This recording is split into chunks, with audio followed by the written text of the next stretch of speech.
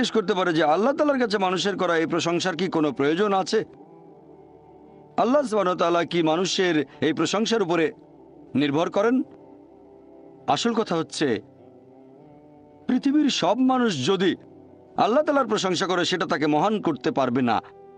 আর কোনো মানুষ যদি তার প্রশংসা নাও করে তাতে কোনো ক্ষতি হবে না, তিনি একই রকম থাকবেন। যদি বলেন আল্লাহু আকবার 1000 বার, 1,00,000 বার, তাতে আল্লাহ আরো মহান হয়ে যাবেন না। আবার যদি আল্লাহু আকবার নাও বলেন, তিনি ছোট হবেন না, তিনি সবচেয়ে মহান সেরকমই থাকবেন। আল্লাহ পবিত্র কোরআনে বলেছেন সূরা ফাতির অধ্যায় 35 আয়াত 15 যে আল্লাহ সুবহানাহু ওয়া তাআলা কখনোই মানুষের মুখাপেক্ষী নন, বরং আমরা আল্লাহর মুখাপেক্ষী। মানুষের প্রয়োজন আল্লাহ তাআলাকে, সকল প্রশংসা কেবল তাঁরই। আল্লাহ তার সৃষ্টির উপর নির্ভর করেন না, সৃষ্টি করা সবকিছু তার উপর নির্ভর করে, আর সকল প্রশংসা কেবল তার। প্রশ্ন করতে পারেন আমাদের প্রশংসা করায় আল্লাহর কি প্রয়োজন? এর কারণ হচ্ছে এতে আমাদের নিজেদেরই উপকার হবে, কারণ এটা মানুষের একটা বৈশিষ্ট্য। যখন কারো প্রশংসা করছি, হয়তো সে লোক খুব বিখ্যাত, আমরা তার কথাগুলো মেনে চলি। যেমন ধরেন আপনার মায়ের হয়তো হার্টের সমস্যা হয়েছে, আর অপশন আছে দুটো। প্রথম অপশনে যে ডাক্তার পৃথিবীর মধ্যে সবচেয়ে সেরা ডাক্তার, 1 নম্বর, খুব বিখ্যাত, সবাই তাকে চেনেন, 1 নম্বর। আরেকজন সাধারণ MBBS ডাক্তার। দুটো অপশনের যে কোনো একটা আপনাকে বেছে নিতে হবে। দুজনেই ফ্রি চিকিৎসা করছে। আপনি কার কাছে যাবেন? যাবেন সেই ডাক্তারের কাছে যে খুব বিখ্যাত, পৃথিবীর মধ্যে 1 নম্বর হার্ট বিশেষজ্ঞ। আর সেই ডাক্তার যে পরামর্শ দেবে, যেহেতু সে খুব বিখ্যাত আর আপনিও মানেন সবচেয়ে সেরা ডাক্তার পুরো পৃথিবীর মধ্যে, আপনি তার পরামর্শ মেনে চলবেন। সে কারণেই যখন আল্লাহ তাআলার প্রশংসা করছি, আমরা বলি তিনি সর্বশক্তিমান, তিনি পরম করুণাময়, তিনি পরম দয়ালু। যখন আমরা প্রশংসা করি, তিনি আমাদের যে উপদেশ দিয়েছেন সর্বশেষ ও চূড়ান্ত আসমানি কিতাব পবিত্র কোরআনে, অথবা যে উপদেশ দিয়েছেন তার নবীর মাধ্যমে সর্বশেষ ও চূড়ান্ত নবী মুহাম্মদ সাল্লাল্লাহু আলাইহি সাল্লাম, সেগুলো মেনে চলবো। আমরা যে প্রশংসা করি, এতে করে আল্লাহ তাআলার কোনো উপকার হয় না। এই প্রশংসা তার প্রয়োজন নেই, এটা আমাদের উপকারের জন্য। যখন আল্লাহর প্রশংসা করছি যে তিনি সবচেয়ে মহান, তিনি সবচেয়ে জ্ঞানী। আচ্ছা, আল্লাহ আমাদের বলেছেন তোমরা মদ খেও না, আমরা মদ খাবো না। যখন মেনে নিচ্ছেন আল্লাহ সবচেয়ে জ্ঞানী, সবচেয়ে মহান, তিনি পরম করুণাময়, এরপর যদি আল্লাহ কোনো উপদেশ দেন, সেক্ষেত্রে মানুষের বৈশিষ্ট্য এমন কারো কথা মেনে চলো যিনি সবচেয়ে মহান। সেজন্য আমরা আল্লাহ তাআলার প্রশংসা করি নিজের উপকারের জন্য। আর সে কারণেই আল্লাহ তাআলা পবিত্র কোরআনে বলেছেন সূরা তাহা অধ্যায় নম্বর 20 আয়াত নম্বর 14 যে অবশ্যই আমি আল্লাহ সুবহানাহু ওয়া তাআলা, আমি আল্লাহ, আমি ব্যতীত কোনো উপাস্য নেই। অতএব প্রতিদিন আমার ইবাদত করো, আমার জন্য নামাজ আদায় করো প্রতিদিন। আল্লাহ নির্দেশ দিচ্ছেন প্রতিদিন নামাজ আদায় করো, কারণ এখন পৃথিবীতে দেখবেন চারিদিকে শুধু খারাপ জিনিস, চারিদিকে শুধু ধ্বংস, আমরা পথ হারিয়ে ফেলবো। এই নামাজকে বলা যায় ন্যায়নিষ্ঠতার প্রোগ্রামিং। ইবাদতের এই কাজটা ন্যায়নিষ্ঠতার একটা প্রোগ্রামিং। আমরা প্রোগ্রামড হচ্ছি। একজন ডাক্তার বলবে যে ভালো স্বাস্থ্যের জন্য দিনে কমপক্ষে 3 বার খেতে হবে, তাহলে জন্য স্বাস্থ্যবান আত্মার জন্য প্রত্যেক দিন কমপক্ষে 5 ওয়াক্ত নামাজ পড়তে হবে। তাহলে ইবাদতের সবগুলো কাজেই আমাদের উপকার হবে। আল্লাহ পবিত্র কোরআনে বলেছেন সূরা বাকারা অধ্যায় নম্বর 2 আয়াত 183 তোমাদের জন্য রোজার বিধান দেওয়া হলো যেমন বিধান দেওয়া হয়েছিল তোমাদের পূর্ববর্তীগণকে, যাতে করে তোমরা শিখতে পারো আত্মসংযম। আমরা রোজা রাখি কেন? যাতে আত্মসংযম শিখতে পারি। এখনকার মনোবিজ্ঞানীরা বলবেন যদি ক্ষুধাকে নিয়ন্ত্রণ করতে পারেন, তাহলে নিজের সব আকাঙ্ক্ষাকে নিয়ন্ত্রণ করতে পারবেন। আমরা যখন রোজা থাকি তখন কিছু খাই না, পান করি না ভোর থেকে সূর্যাস্ত পর্যন্ত। ক্ষুধাকে নিয়ন্ত্রণ করতে পারলে প্রায় সব আকাঙ্ক্ষাকে নিয়ন্ত্রণ করতে পারবেন। তাহলে রোজার মাধ্যমে আমরা আল্লাহ সুবহানাহু ওয়া তাআলার ইবাদত করছি। এখানে উপকার হচ্ছে কার? আল্লাহর না, উপকার হচ্ছে আমাদের। নিজেদের আকাঙ্ক্ষাকে নিয়ন্ত্রণ করা শিখছি।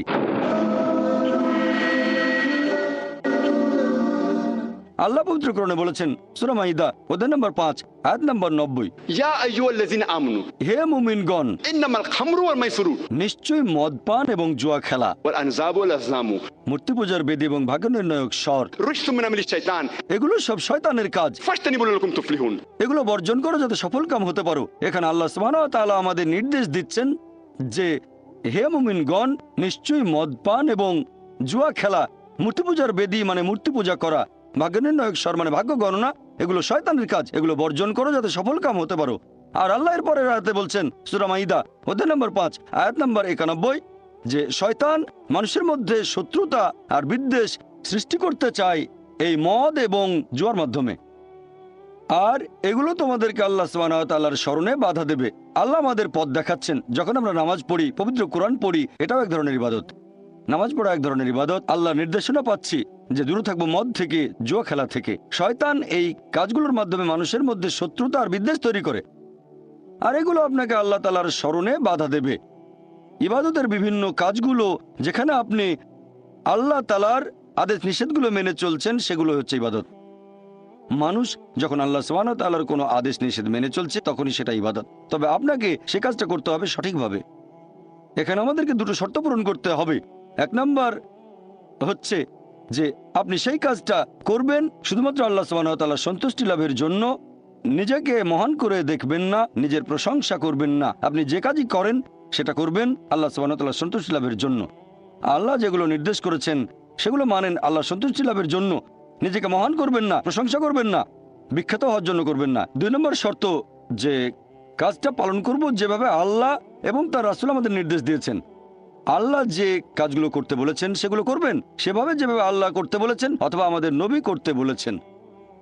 যদি কাজটা অন্য উপায়ে করেন সেটাকে ইবাদত বলা হবে না। তাই করবেন আল্লাহর জন্য, তার নির্দেশ মেনে চলবেন আর নবীর নির্দেশ মেনে চলবেন যেভাবে আল্লাহ এবং তার রাসূল করতে বলেছেন। যদি অন্য কোনো উপায়ে করেন তাহলে সেটা সঠিক নয়। আর আমাদের নবী মুহাম্মদ সাল্লাল্লাহু আলাইহি ওয়াসাল্লামের একটা হাদিস আছে সহিহ মুসলিমে, খণ্ড নম্বর 2, হাদিস নম্বর 1885। আমাদের নবী মুহাম্মদ সাল্লাল্লাহু আলাইহি ওয়াসাল্লাম বলেছেন, সবচেয়ে খারাপ যে কাজটা সেটা হলো ধর্মে নতুন কিছু সংযোজন, নতুন কিছুর প্রচলন। এটা একটা অভিশাপ। আর ধর্মে নতুন সংযোজন তোমাদের নিয়ে যাবে দোজখে। তার মানে সবচেয়ে খারাপ যে কাজটা সেটা বিদআহ। ধর্মে নতুন কিছু সংযোজন এটা একটা অভিশাপ আর আপনাদের নিয়ে যাবে দোজখে। এখন ইবাদত করার ক্ষেত্রে একটা কমন নিয়ম আছে যে সব ধরনের ইবাদতের কাজ নিষিদ্ধ শুধুমাত্র পবিত্র কোরআন এবং হাদিসে যেটা বলা আছে সে নিয়ম বাদে। যে নিয়মের কথা আমাদের বলেছেন আল্লাহ এবং তার রাসূল, অন্য সব ধরনের ইবাদত হারাম, এগুলো সব নিষিদ্ধ। শুধু সেই নিয়ম বাদে যেটা বলা হয়েছে কোরআনে আর বলা হয়েছে আমাদের নবীর বিভিন্ন হাদিসে। তারপর আপনারা দেখবেন যে পৃথিবীতে মানুষ সৃষ্টি করার পেছনের উদ্দেশ্যটা যাতে আমরা আল্লাহর ইবাদত করি।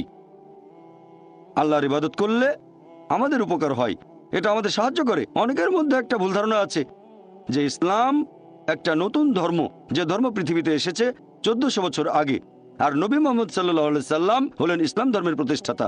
সত্যি বলতে ইসলাম পৃথিবীতে আছে একেবারে আদিকাল থেকে, যখন থেকে মানুষ এই পৃথিবীতে বাস করছে। আর নবী মুহাম্মদ সাল্লাল্লাহু আলাইহি সাল্লাম এই ধর্মের প্রতিষ্ঠাতা নন, তিনি হলেন আল্লাহ সুবহানাহু ওয়া তাআলার সর্বশেষ চূড়ান্ত রাসূল। পৃথিবীতে অনেক নবী রাসূল এসেছেন। আল্লাহ পবিত্র কোরআনে বলেছেন সূরা ফাতির অধ্যায় 35 আয়াত নম্বর 24, وإن من أمة إلا خلا فيها نذير। এমন কোন সম্প্রদায় নেই যাদের কাছে আমি সতর্ককারী প্রেরণ করিনি। পবিত্র কোরআনে সূরা রদ অধ্যায় নম্বর 13 আয়াত নম্বর 7, ولكل قوم هاد। আমি প্রত্যেক সম্প্রদায়ের জন্য পথনির্দেশক প্রেরণ করেছি। পবিত্র কোরআনে 25 জন নবী রাসূলের নাম উল্লেখ করা হয়েছে। আদম, নূহ, ইব্রাহিম, মুসা, যিশু, মুহাম্মদ, ওনারা সবাই শান্তিতে থাকুন। ওনারা সকলে ছিলেন আল্লাহ সুবহানাহু ওয়া তাআলার প্রেরিত নবী, আর সকল নবী রাসূলই আসলে ছিলেন মুসলিম।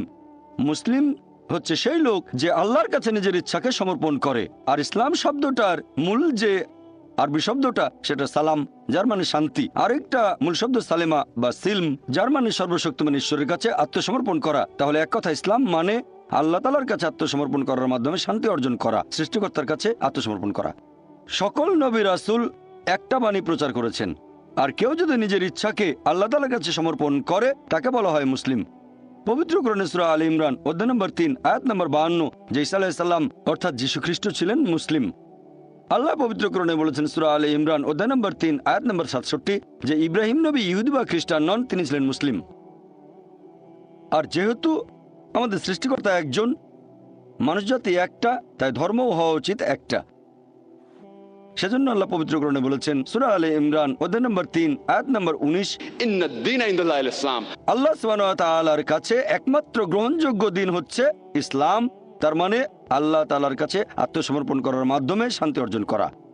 আল্লাহ এই কথা আবার বলেছেন সূরা আলে ইমরান অধ্যায় নম্বর 3 আয়াত নম্বর 85 যদি কেউ ইসলাম ব্যতীত অন্য কোনো ধর্ম গ্রহণ করে সেটা আল্লাহ তাআলা কবুল করবেন না এবং আখিরাতে সে হবে ক্ষতিগ্রস্তদের অন্তর্ভুক্ত। যেহেতু আমাদের স্রষ্টা একজন, মানুষ জাতীয় একটা, সেজন্য ধর্মও থাকবে একটা। আর সব নবী রাসূল একটা ধর্মই প্রচার করেছেন, স্রষ্টার কাছে নিজের ইচ্ছাকে সমর্পণ করা। শুধু আল্লাহর ইবাদত করব, অন্য কারো নয়। আর আল্লাহ পবিত্রকরণে বলেছেন সূরা বাইনা অধ্যায় নম্বর 98 আয়াত নম্বর 7 যে যারা ঈমান আনে এবং সৎ কাজ করে তারাই সৃষ্টির মধ্যে শ্রেষ্ঠ। এখানে আল্লাহ সুবহানাহু ওয়া তাআলা মানুষ জাতিকে বলেছেন সৃষ্টির সেরা জীব, সবার মধ্যে সেরা। আল্লাহর অনেক মহান সৃষ্টি আছে, আকাশমণ্ডলী এবং পৃথিবী, তবে সবচেয়ে সেরা সৃষ্টি হচ্ছে মানুষ, কারণ আমাদের স্বাধীন ইচ্ছা আছে। আর সেই স্বাধীন ইচ্ছায় যদি আল্লাহ তাআলার নির্দেশগুলো মেনে চলি, আমরা হব সৃষ্টির সেরা জীব, সবার উপরে। ফেরেশতাগণের চেয়েও ভালো হয়ে যাবো আমরা, কারণ ফেরেশতাগণের স্বাধীন ইচ্ছা নেই, মানুষের স্বাধীন ইচ্ছা আছে। তারপরে যদি আল্লাহকে মেনে চলি তাহলে ফেরেশতাগণের উপরে চলে যাব। তবে আল্লাহর আদেশ না মানলে আমরা হয়ে যাব শয়তানের ভাই। তাহলে এই মানুষ জাতি আমরা আল্লাহ সুবহানাহু ওয়া তাআলার সৃষ্ট জিনিসের মধ্যে সেরা। আর পবিত্র কোরআনে সবচেয়ে গুরুতর পাপের কথা আছে সূরা নিসা অধ্যায় নম্বর 4 আয়াত নম্বর 48, যে আল্লাহ তাআলা চাইলে যে কোনো অপরাধ ক্ষমা করবেন। আল্লাহ সুবহানাহু ওয়া তাআলা যদি কখনো চান তাহলে যে কোনো অপরাধ ক্ষমা করতে পারেন, তবে শিরক করার অপরাধ কখনোই ক্ষমা করবেন না। কথাটা আবারও আছে সূরা নিসা অধ্যায় নম্বর 4 আয়াত নম্বর 116, যে আল্লাহ সুবহানাহু ওয়া তাআলা চাইলে যে কোনো অপরাধ ক্ষমা করে দেবেন, তবে শিরক বা তার সাথে অন্য কাউকে শরীক করা কখনোই ক্ষমা করবেন না। মানুষ জাতির জন্য সবচেয়ে বড় পাপ আল্লাহ সুবহানাহু ওয়া তাআলার সাথে অন্য কাউকে শরীক করা, অন্য কাউকে ইবাদত করা আমাদের সৃষ্টিকর্তা কেবলমাত্র এক আল্লাহকে বাদ দিয়ে। আর আল্লাহ সুবহানাহু ওয়া তাআলার একটা বৈশিষ্ট্য হচ্ছে ভালোবাসা। আমি একথা আগেও বলেছি যে আল্লাহ সুবহানাহু ওয়া তাআলা তাঁর সৃষ্টিকে ভালোবাসেন। যেহেতু আমাদের ভালোবাসেন তাঁর করুণা দিয়ে, আর আমাদের দিয়েছেন সব ধরনের নিয়ামত। আল্লাহ আমাদের অনেক নিয়ামত দিয়েছেন, বাতাস দিয়ে শ্বাস নেই, পানি পান করি, অন্যান্য সুযোগ সুবিধা আল্লাহ আমাদের দিয়েছেন জীবনে, কারণ তিনি ভালোবাসেন। আমাদের নবী মুহাম্মদ সাল্লাল্লাহু আলাইহি ওয়াসাল্লাম বলেছেন, এটা আছে সহিহ মুসলিমে খণ্ড নম্বর 1 হাদিস নম্বর 67, যে সেই মানুষজন ঈমানের মিষ্টতার স্বাদ গ্রহণ করেছে যারা এই 3টা কাজ করে। 1 নম্বর, যারা ভালোবাসে আল্লাহ এবং তার রাসূলকে অন্য যে কারো চেয়ে বেশি ভালোবাসে। 2 নম্বর, যারা ভালোবাসে মানুষকে, ভালোবাসে লোকজনকে আল্লাহ সুবহানাহু ওয়া তাআলার খাতিরে। আর 3 নম্বর, যারা ঘৃণা করে অবিশ্বাসী হওয়াটাকে, আল্লাহ সে পথ থেকে তাদের রক্ষা করেন, কারণ তারা দোজখে যেতে চায় না। যেসব মানুষ এই 3টা কাজ করবে, আমাদের নবী মুহাম্মদ সাল্লাল্লাহু আলাইহি ওয়াসাল্লামের হাদিস অনুযায়ী তারা ঈমানের সত্যিকারের মিষ্টতার স্বাদ গ্রহণ করেছে। আর আল্লাহ পবিত্র কোরআনে বলেছেন সূরা আলে ইমরান অধ্যায় নম্বর 3 আয়াত নম্বর 31, আল্লাহ নবীকে বলতে নির্দেশ দিচ্ছেন, যারা আল্লাহকে ভালোবাসো তারা আমাকে অনুসরণ করো, আল্লাহ তোমাদের ভালোবাসবেন এবং ক্ষমা করে দেবেন। এখন আপনারা দেখবেন যে আমরা মানুষরা, আমরাও ভালোবাসি অন্য মানুষকে, ভালোবাসি আমরা আমাদের বাবা এবং মাকে, ভালোবাসি আমাদের স্ত্রীকে, ভালোবাসি সন্তানদের। আর আমরা এদের ভালোবাসি তার কারণটা হচ্ছে যে এই মানুষগুলো আমাদের কিছু ব্যাপারে সাহায্য করেছে। যেমন ধরেন, আমরা মাকে ভালোবাসি কারণ তিনি 9 মাস আমাদের গর্ভে ধারণ করেছেন, ছোটবেলায় যত্ন নিয়েছেন, আমাদের বড় করেছেন। ভালোবাসি ভাইদের, হয় তাদের কাছে কিছু পেয়েছি বা কিছু আশা করছি, আমরা তাদের ভালোবাসি। এভাবে দেখলে আল্লাহ তাআলা আমাদের অনেক সাহায্য করেছেন। আল্লাহ পবিত্র কোরআনে বলেছেন সূরা ইব্রাহিম অধ্যায় নম্বর 14 আয়াত নম্বর 34, যদি তোমরা আল্লাহ তাআলার অনুগ্রহ গণনা করো তার সংখ্যা নির্ণয় করতে পারবে না। তাহলে সামান্য কিছু সাহায্যের জন্য বাবা মাকে যদি আমরা এত ভালোবাসি, আল্লাহ সুবহানাহু ওয়া তাআলাকে কত ভালোবাসা উচিত। ভালোবাসা বিভিন্ন রকম, আমরা মানুষরা পশু পাখিদেরও ভালোবাসি, মানুষদেরও ভালোবাসি। তবে পশু পাখির প্রতি আমরা যে ভালোবাসা দেখাই সেটা একটু আলাদা ধরনের, মানুষের প্রতি মানুষের ভালোবাসার চেয়ে একটু আলাদা। একইভাবে আল্লাহ সুবহানাহু ওয়া তাআলার প্রতি ভালোবাসা, এটা মানুষের প্রতি মানুষের ভালোবাসার চেয়ে বেশ আলাদা হবে, এটার অবস্থান অনেক উপরে। আল্লাহর প্রতি ভালোবাসা আরো উপরে। এর পেছনের উদ্দেশ্যটা আরেকটা দৃষ্টিভঙ্গি থেকে দেখি, এটা হলো মানুষের দৃষ্টিভঙ্গি, যে এই পৃথিবীতে আমাদের অস্তিত্বের পেছনের উদ্দেশ্যটা কি। আল্লাহ আমাদের বানিয়েছেন, পৃথিবীতে পাঠিয়েছেন, এখানে আমাদের প্রয়োজনটা কি, আমাদের এই অস্তিত্বের উদ্দেশ্যটা কি। আল্লাহ এর উত্তরে বলেছেন সূরা মুলক অধ্যায় নম্বর 67 আয়াত নম্বর 2, আল্লাহ বলেছেন আল্লাযী খালাকাল মাউতা ওয়াল হায়াতা, যে আল্লাহ সৃষ্টি করেছেন মৃত্যু ও জীবন পরীক্ষার জন্য, কে তোমাদের মধ্যে কর্মে উত্তম। আল্লাহ সৃষ্টি করেছেন জীবন ও মৃত্যু পরীক্ষার জন্য, কে তোমাদের মধ্যে কর্মে উত্তম। আল্লাহ পবিত্র কোরআনে বলেছেন সূরা আলে ইমরান অধ্যায় নম্বর 3 আয়াত 185, আল্লাহ বলেছেন कुल्लु नफ्सिन जायकातुल मौत। প্রত্যেক জীব মৃত্যুর স্বাদ গ্রহণ করবে, আর চূড়ান্ত বিচার হবে রোজ কিয়ামতের দিনে। যাকে সেদিন দোজখ থেকে রক্ষা করা হবে আর বেহেশতে দাখিল করা হবে, সেই পৃথিবীর উদ্দেশ্য অর্জনের সফল কাম। কারণ এই পার্থিব জীবন ছলনাময় ভোগ ব্যতীত আর কিছুই নয়। তার মানে এই পৃথিবীতে আমাদের ইহকাল, এটা পরকালের জন্য একটা পরীক্ষা। যদি আল্লাহ সুবহানাহু ওয়া তাআলার আদেশগুলো মেনে চলেন, তাহলে পরকালের জীবনে বেহেশতে যেতে পারবেন, আর আদেশগুলো না মানলে বেহেশতে যেতে পারবেন না, দোজখে যাবেন। তাহলে এই জীবন আমাদের অস্তিত্বের পেছনের উদ্দেশ্য, আল্লাহ বলছেন, পরকালের জন্য পরীক্ষা। আর আল্লাহ পবিত্র কোরআনে বলেছেন সূরা আনকাবুত অধ্যায় নম্বর 29 আয়াত নম্বর 2, যে তোমরা কি মনে করো আমরা ঈমান এনেছি এটা বললেই তোমাদের ছেড়ে দেওয়া হবে? তোমাদের অবশ্যই পরীক্ষা নেব। যদি শুধু মুখে বলেন আল্লাহকে বিশ্বাস করি, আমি একজন মুসলিম, আমি একজন মুমিন, এটা বললেই আল্লাহ ছেড়ে দেবেন? এখানেই পরীক্ষা শেষ? আল্লাহ বলছেন তোমরা জানো না আমি পরীক্ষা করব? শুধু বললেন আমি একজন মুসলিম, শুধু মুখে বললেন আমি বিশ্বাসী, মুখে বললেন আমি আল্লাহর কাছে নিজের ইচ্ছাকে সমর্পণ করি, তাহলে আপনাকে ছেড়ে দেওয়া হবে না। আল্লাহ অবশ্যই পরীক্ষা করবেন।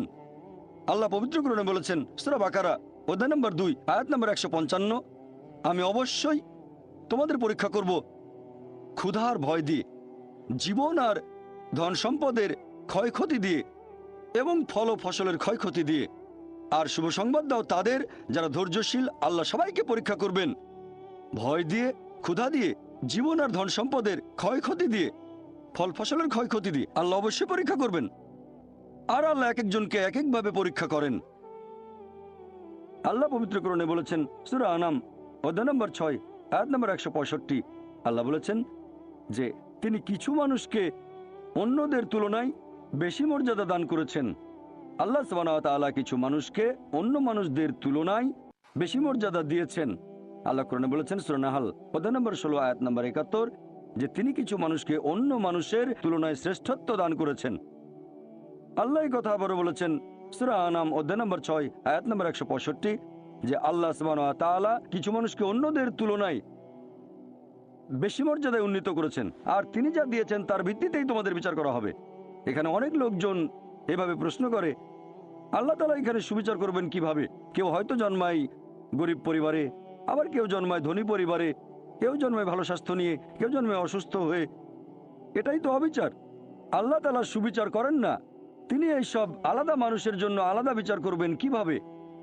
আমরা জানি যে পার্থিব জীবনে আছে জন্ম আর মৃত্যু, বিভিন্ন অসুখ হতে পারে, কেউ গরিব কেউ ধনী, এই সবই আসলে পরীক্ষা।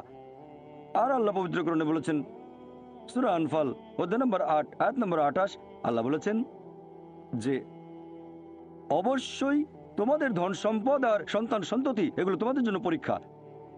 এরপর সূরা মুনাফিকুন অধ্যায় নম্বর 63 আয়াত নম্বর 9, যে তোমাদের সম্পদ আর সন্তান সন্ততি যেন তোমাদেরকে আল্লাহ তাআলার স্মরণে উদাসীন না করে। আল্লাহ তাআলা এক একজন মানুষকে এক একভাবে পরীক্ষা করেন। আপনি যদি কাউকে জিজ্ঞেস করেন যে ভালো কাজগুলো কি কি আর ভালো কাজগুলো কি, এ ব্যাপারে আস্তিক নাস্তিক সব ধরনের মানুষই তখন বলবে ভালো কাজ হচ্ছে দান করা, নিজে সন্তুষ্ট থাকা। কয়েকটা ভালো কাজের কথা বললে দান করা থাকবে। এখন একজন মানুষ পরোপকারী কি না সেটা আল্লাহ কিভাবে পরীক্ষা করবেন? কিন্তু সবার সম্পদ যদি সমান থাকে, পরীক্ষার ব্যাপারটা তাহলে আসবে কিভাবে? পরীক্ষা তখনই নেওয়া যাবে যখন কেউ হবে ধনী আর কেউ হবে গরিব। তাই আল্লাহ তাআলা এক একজনকে এক একভাবে পরীক্ষা করেন। হয়তো কেউ জন্ম নিয়েছে ধনী পরিবারে, তাই সম্পদ অনেক বেশি, আবার কেউ জন্মায় গরিব হয়ে। তবে যে লোকটা ধনী, ইসলামিক শরিয়া অনুযায়ী ইসলাম ধর্মের একটা স্তম্ভ হচ্ছে জাকাত, যে প্রত্যেক ধনী লোক যাদের সঞ্চয় নিসাব লেভেলের উপরে 85 গ্রাম স্বর্ণ, সে প্রতি হিজরি বছরে সেই সঞ্চয়ের 2.5% জাকাত হিসেবে দান করে দেবে। সেই লোক হতে পারে লাখপতি, হতে পারে কোটিপতি। যদি সে ঠিকমতো জাকাত দেয় তাহলে সে পাবে 5 নম্বর। হয়তো সে পুরো জাকাত দিল না, সামান্য কিছু অংশ দান করলো, যা দেওয়ার কথা তার 20% দিল, যেটা দেওয়া উচিত তার সামান্য অংশ দিল, তাহলে সে ফেল করবে। আবার কেউ হয়তো জাকাতই দেবে না, একেবারেই শূন্য।